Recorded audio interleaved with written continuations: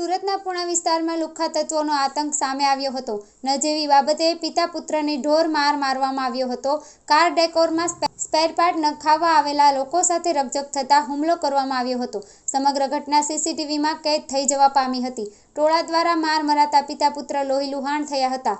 અરવિંદ વાઘમાસી અને તેના મળતિયા દ્વારા હુમલો કરવામાં આવ્યો હતો। ભોગ બનનારે પૂણા પોલીસ મથકે ફરિયાદ નોંધાવી છે। હું મારા ભાઈને કાલે મારા ભાઈની દુકાન જે પરતપાટિયા ખાતે આવેલ અભિલાષા હાઇટમાં કમલકાર ડેકોરના નામે દુકાન ધરાવે છે।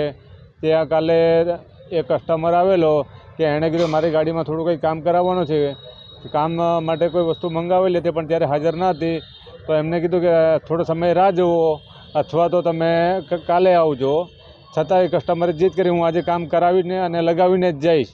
છતાં પણ મારા ભાઈએ થોડીક પ્રયાસ કરી અને એને વસ્તુ શોધી આપી, વસ્તુ લગાવી આપી। લગાવ્યા બાદ એ વ્યક્તિએ અમારી દુકાનનો બહારનો વિડીયો ઉતારતા હતા। અમારા સ્ટાફે એને અટકાવ્યો કે ખુદ તમારું કામ થઈ વિડીયો શું કામ તમે બનાવો છો?